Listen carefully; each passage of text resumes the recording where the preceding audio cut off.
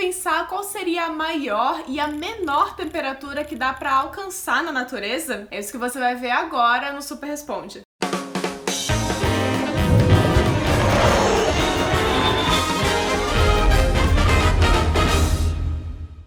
Seja num dia de muito calor ou de muito frio, você provavelmente já se perguntou qual seria a maior e a menor temperatura possíveis. Vamos começar com aqui, provavelmente você já conhece e estudou na escola, que é o zero absoluto. Ele tem esse nome porque vale 0 Kelvin, o equivalente a menos 273,15 graus Celsius. Ou seja, teoricamente não existe menos 400 graus Celsius, por exemplo. Isso porque a temperatura pode ser descrita como o grau de agitação das partículas. 0 Kelvin é o estado em que elas estão totalmente paradas, sem energia nenhuma. E não dá pra ficar mais parado do que isso. Então o zero, teoricamente, é o limite. Acontece que essa é uma temperatura que não dá pra obter na natureza. É mais algo hipotético, apesar dos cientistas já terem chegado muito perto desse valor na realidade. O primeiro motivo pra isso é o princípio da incerteza de Heisenberg. Ele diz que é impossível medir ao mesmo tempo a velocidade e a posição de uma partícula subatômica, como o elétron que rodeia o núcleo de um átomo. Se uma partícula chegasse ao zero absoluto, daria para detectar tanto a posição quanto a agitação dela, que seria nula. Outra questão que entra em jogo é a terceira lei da termodinâmica, que diz que a energia necessária para parar totalmente um átomo tenderia ao infinito. Então, quanto mais próximo você chega do zero absoluto, mais difícil é tirar a energia dali. O mais próximo que os cientistas conseguiram chegar do zero absoluto em laboratório foi algo perto de 100 picokelvins. Se você estiver mais interessado em saber qual foi a temperatura mais baixa já registrada na natureza aqui na Terra, o recorde fica com a Antártida, com menos 90 graus Celsius. Coincidentemente, esse também é o melhor lugar para observar as estrelas, como a gente já falou num outro vídeo. O outro extremo de temperatura é ainda mais complicado do que isso. Um limite para a temperatura mais quente possível pode ser a temperatura de Planck, que equivale a esse número que você está vendo aí na tela em graus Celsius. E se ficou difícil de contar, eu já adianto que ele tem 26 zeros. Bom, é claro que ninguém nunca chegou perto de atingir esse valor absurdo. Para ter uma ideia, o nosso Sol tem uma temperatura de 5.500 graus Celsius na superfície. A temperatura mais alta que os cientistas já atingiram com o acelerador de partículas foi 5 trilhões de graus Celsius. Mas por que a temperatura de Planck seria um limite? Bom, isso também não é consenso entre os cientistas, porque existem algumas limitações da física como a gente conhece hoje. Nessa temperatura, as partículas estariam com tanta energia que ficariam maiores, já que a energia sempre possui uma massa associada a ela e vice-versa. Você deve conhecer esse conceito pela famosa equação de Einstein, que diz que a energia é igual a massa vezes a velocidade da luz ao quadrado. E quando você tem massas muito grandes, a gravidade começa a atuar também. Só que não existe nenhum modelo teórico que consiga unir a física que acontece a nível de partículas com a física macroscópica, que atua em coisas muito grandes. E por isso a equação de Einstein não pode descrever o que de fato aconteceria com essas partículas. Basicamente, a física que a gente conhece quebra e para de funcionar a partir daí. Ninguém sabe o que de fato aconteceria se fosse possível ultrapassar esse limite. Uma hipótese é que poderia se formar um buraco negro de energia. O único momento em que o universo chegou a algo próximo dessa temperatura foi alguns milionésimos de segundo após o Big Bang. E aqui na Terra, a maior temperatura registrada naturalmente foi 56 graus Celsius, no Vale da Morte dos Estados Unidos. Mas depois de tudo isso, nem 56 graus Celsius parece tão quente assim. Quais outras dúvidas você tem? Deixa sua pergunta aí nos comentários que a gente vai continuar respondendo elas aqui nos vídeos. Hoje eu vou ficando por aqui e até a próxima!